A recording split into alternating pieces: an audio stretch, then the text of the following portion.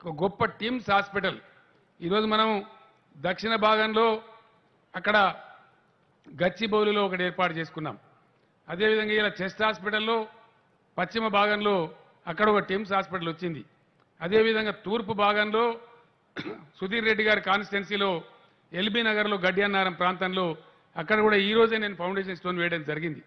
అదేవిధంగా ఉత్తర భాగంలో హైదరాబాద్కు ఉత్తర భాగంలో మనకి ఇక్కడ నేను నిల్చున్న చోట మీ జాగాలో మీ కంటోన్మెంట్లో ఈ స్థలం మనం ఏర్పాటు చేసుకోవడం జరుగుతూ ఉంది.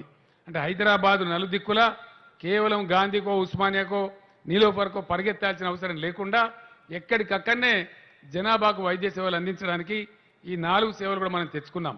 ఇందులో 1000 పడకలతోని ఈ దవాఖానాలు స్టార్ట్ అవుతాయి. ప్రసూతి కేంద్రాలు కూడా ఏర్పడతాయి. చిన్నపిల్లల జబ్బులకు కూడా నయం చేస్తారు. అదేవిధంగా నిజాం ఆర్థోపెడిక్ హాస్పిటల్లో మరొక 2000 పడకలు కూడా అదనంగా మనం బ్లాక్ శాంక్షన్ చేసుకుంటా ఉన్నాం. మొత్తం హైదరాబాద్ నగరంలో 6000 బెడ్స్ను బ్రహ్మాండమైనటువంటి ప్రతి బెడ్ కూడా ఆక్సిజన్తో ఉండే విధంగా ఇందులో దాదాపుగా 1000-1500 వరకు ఐసీయూ బెడ్స్ ఉండే విధంగా ఈ ఆసుపత్రుల నిర్మాణం జరుగుతూ ఉంది. ఇక్కడ స్థానిక నాయకులు, స్థానిక మంత్రి మల్లారెడ్డి గారికి, స్థానిక ఎమ్మెల్యేలు సాయన్న గారికి, హనుమంతరావు గారికి నేను కంగ్రాచులేట్ చేస్తా ఉన్నాను, అభినందిస్తా ఉన్నాను. ఈ ప్రాంతంలో ఇంత మంచి హాస్పిటల్ రావడం మనందరికీ చాలా ఆనందదాయకమైన విషయం. ఇది బాగా మీకు సేవలు అందించాలని, ఈ సేవలు మీరు బాగా వాడుకోవాలని, తద్వారా దోపిడీకి గురి కాకుండా ఉచిత వైద్యాన్ని ప్రభుత్వం ద్వారా సామాన్య ప్రజలకు అందించబడాలని చెప్పి నేను మనసు నిండా భగవంతుని కూడా ప్రార్థిస్తా ఉన్నాను. రాష్ట్రం గురించి, దేశం గురించి కూడా హరీష్ రావు చాలా విషయాలు చెప్పినాడు. నేను మళ్ళీ చెప్పాల్సిన అవసరం లేదు. మీరు విజ్ఞత ఉన్నటువంటి వాళ్ళు, ఏం జరుగుతుందో చూస్తున్నటువంటి వాళ్ళు, గతంలో ఏం జరిగిందో, రాష్ట్రం వచ్చిన తర్వాత ఏం జరుగుతూ ఉందో, ఏ రకమైన పరిస్థితులు ఉన్నాయో మనందరం కూడా చూస్తూ ఉన్నాం. మీరందరూ అప్రమత్తంగా ఉండాల్సినటువంటి అవసరం ఉంది. ఎందుకంటే ఒక విషయం చెప్పాల్సిన అవసరం ఉంది.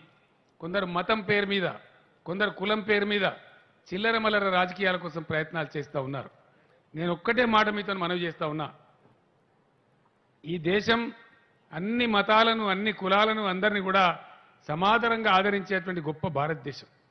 దీన్ని చెడగొట్టుకుంటే, ఈ సామరస్య వాతావరణం చెడిపోతే మనం ఎటుగాకుండా పోతాం.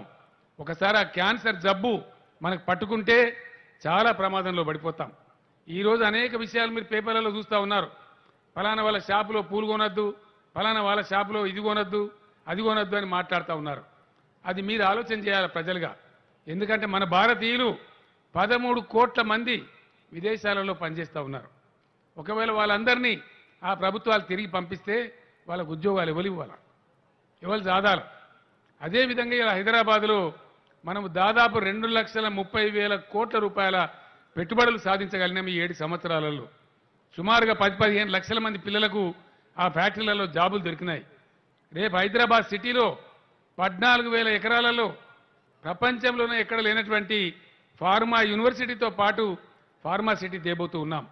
ఇక్కడనే మన మేడ్చల్ పక్కన ఉన్నటువంటి ఏరియాలో హైదరాబాదు ప్రపంచానికే వ్యాక్సిన్ సెంటర్గా ఉంది. జీనోమ్ వ్యాలీలో బయోటెక్ వ్యాక్సిన్లు తయారు చేయడంలో ప్రపంచానికే మనం రాజధానికి ఉన్నాం, భారతదేశానికి కాదు.